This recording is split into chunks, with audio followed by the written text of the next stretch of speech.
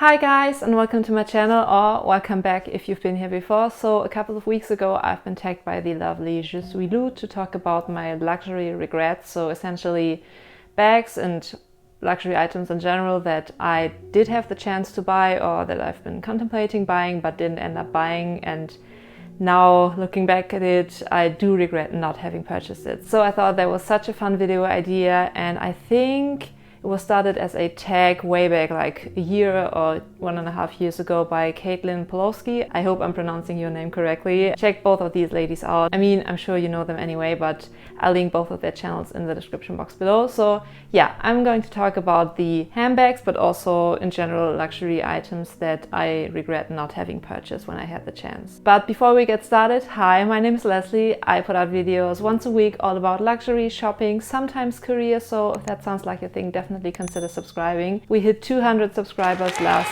Sunday, and thanks so much. I appreciate every single one of you. I mean, 200 doesn't sound like a lot to most YouTubers, but it was a huge milestone for me, and I'm so appreciative of every single one of you watching and subscribing. And the analytics of my YouTube channel tell me that only around 15% of my viewers are actually subscribed to my channel. So if you enjoy these type of videos and you've been here before, maybe it's time to subscribe. That would mean so much to me. But enough rambling, enough for a somewhat long introduction. Let's get into the video. Oh, and one thing I did forget to mention earlier is that obviously this is a tag video, so I'm going to tag a couple of ladies down in the description box, but also on my Instagram stories. So yeah, I'd be super interested in your luxury regrets, but regardless of me tagging you or not, definitely share your luxury regrets in the comments below or film a video. I'd love to see that. But now let's finally get into the video, and I'm going to alternate between handbags and other luxury items, starting with a handbag and then we're going from there. And the first bag is actually one that I've seen a couple of ladies mention in their luxury regrets video, and that is the Chanel pearl bag. I think it was from spring summer 2019. I'm not 100% sure, but I'll insert a photo of that one, and I'm sure you will have seen it because it was all over social media and still is essentially. Yeah, I didn't pay that much attention when it was first released, and even if I had tried to get my hands on one the day it was released and hit the stores, that wouldn't have been possible, because apparently when it comes to super coveted Chanel items, you have to basically run to USA or contact USA as soon as you see it on the runway, and that's like a few months before it actually hits the store. So there was essentially no way I would have gotten my hands on that one. And going pre-loved isn't an option either, because the prices on the pre-loved market and from resellers are ridiculous, and I'm not ready to pay like double the price of what the bag would have cost in the boutique. The next item I really regret not having bought is an Hermes silk scarf. It's the 90 by 91, and I believe they're called Carré. And yeah, if you know me, you'll know that I'm somewhat obsessed with New York City. I've been there a couple of times on vacation, and I just love the city. And a couple of years ago there had been a, I guess, collaboration or something of that sort from Hermes and the Battery Park Conservatory Association, something like that. I do know that the proceeds, or at least part of the proceeds of selling that scarf, went to the preservatory, so that's amazing. And essentially I'll show a clip of the scarf on the screen that a lovely other YouTuber was nice enough to allow me to use in this video. And yeah, it shows the Battery Park, which is the park on the southern part of Manhattan basically. And it's so detailed, and I love the colors. I do believe Hermes came out with a couple of other colors of the Battery Park Carré, but I don't really like the new or other colors. So yeah, I do have my heart set on this particular color combination, and unfortunately it isn't available anymore. I checked several pre-love websites, but either the scarf is like, again, double the price that it used to be when you would have been able to buy it from the boutique, or it's not even available, at least not in my color combination. So yeah, that kind of sucks. But I guess, again, lesson learned. If I have my heart set on something that is seasonal, I should be a little faster when it comes to actually adding it to my collection, buying it. Also, the scarf is designed by Ugo Gattoni. I think that's how you pronounce his name. He did some other scarves for Hermes, and all of his designs for the Hermes scarves are absolutely beautiful. There's been the Race of Faubourg or Grand Prix au Faubourg, something like that, and there have been a couple of other designs that are just stunning and so intricately designed, and yeah, you can look at it for half an hour and still find new items or like funny cartoon-ish characters. So yeah, maybe somewhere down the line I'll find the scarf for an okay-ish price on the pre-loved market, but if not, it's a lesson learned that I have to be a little faster when it comes to items that I really like. Next off is another Chanel bag. In fact, I think, yeah, all of the bags I'm talking about in this video are from Chanel.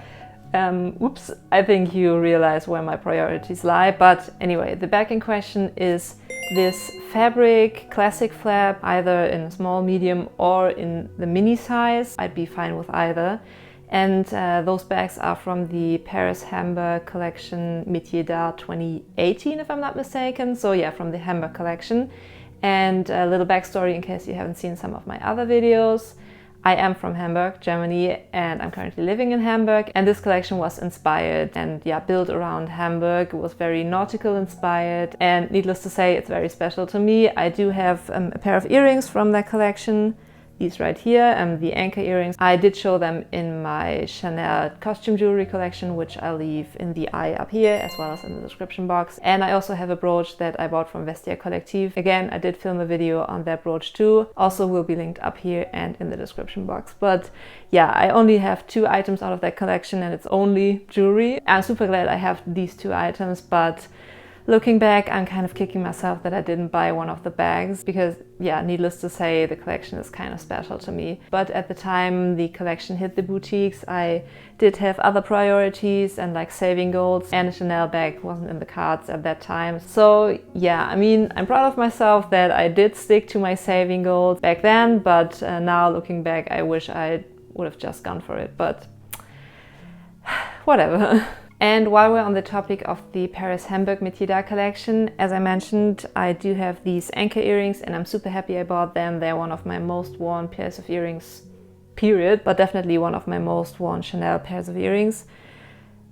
I do regret though that I didn't buy these in the necklace version. They look exactly the same. I think it's even the exact same size as this like dangly part right here, and it's somewhat of a long gold necklace, and I wish I had bought that one. Obviously maybe not to wear it in conjunction with the earrings, that might be a little overkill, but I guess depending on how you style them. But definitely worn on its own, the anchor necklace would have been such a lovely addition to my collection, and again, a sentimental piece. So yeah, I'm kind of bummed out that I didn't buy the necklace. Next up is another Chanel bag, what a surprise, and that's kind of a recent one, and to be honest, if I tried really, really hard, I'd still be able to get my hands on one. Maybe, I haven't really tried, to be honest.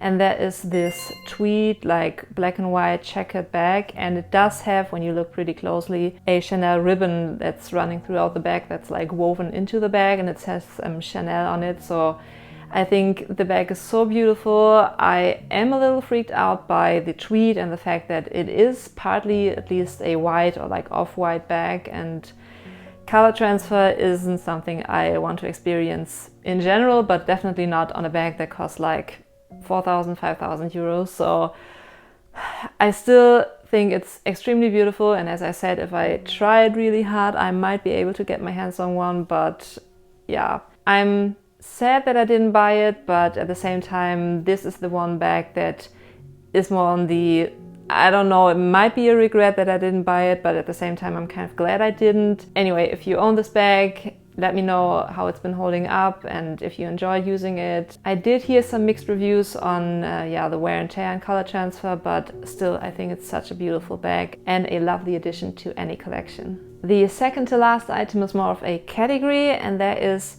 New York City specific tableware, or in general items from Tiffany & Co. So obviously we all know that Tiffany & Co. has some tableware. I do own the paper cups in ceramic, and they are so beautiful and such a beautiful decorative piece, and sometimes I do use them for like actually drinking coffee out of them. But there are also city-specific tableware items, for example from New York City. Obviously, as I mentioned, I do have a soft spot for the city. There are a couple of items that you can only buy in the US or only in the New York City boutiques, so I did miss out on that and I'm kind of bummed out about it. I think maybe I didn't realize that you were only able to get your hands on them while you are in the States, and only realized that when I put a little more research into possibly adding some of these items to my collection. But I mean, I'm pretty sure I'll be visiting New York City somewhere in the next couple of years, definitely. So at least unless they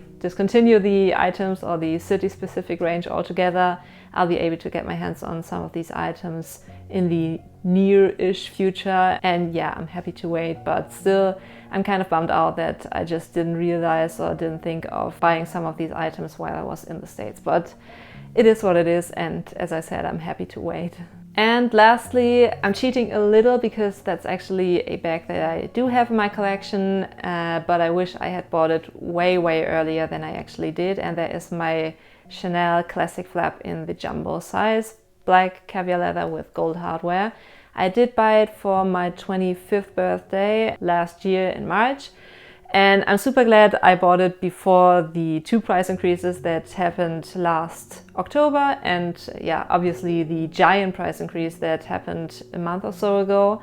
But still, I would have been able to save so much money if I just had bought it like 2 or 3 years earlier than I actually did. But yeah, back in the day I was still a student, and buying a like 5,000 or even maybe back then 4,000 euro handbag was definitely not in the cards for me. So it's not really a regret, because I wouldn't have been able to just go out and buy a Chanel handbag while I was still at law school, but at the same time I would have been able to save so much money. But yeah, it is what it is. And I mean, I'm happy to own the classic flap right now, and after a little over 1 year it's gone up in value by like 1,500 euros. So I mean, that's great, and I'm super happy I own one. And yeah, with the new prices and all, I don't know if I'll ever add another classic flap to my collection, because the prices are getting ridiculous, but I'm not going to get into that. I did film a dedicated video on the Chanel price increase. I'll also leave that linked in the description box. But yeah, I wish I had bought the classic flap earlier, but again, it is what it is. And there you have it. That was my luxury regrets video on items I wish I would have bought when I had the chance, or when they were still available to purchase in the boutique. I hope you enjoyed today's video. If you did, it would mean so much if you hit the subscribe button and also give this video a thumbs up. That would greatly help out my channel. One thing I do want to mention, I think I also mentioned it at the beginning of the video, I used to put out videos twice a week. Now I'm changing my uploading schedule to only once a week. I hope that's okay with you. I'll be uploading every Thursday going forward. So you get a new video from me each Thursday, but I am way more active on Instagram than I am on YouTube. So definitely follow me on Instagram. I'll leave it linked right here. It's Lesley Adina. So the same handle as on YouTube basically. And yeah, with that being said, I hope you have an amazing rest of your week, and until next time, bye.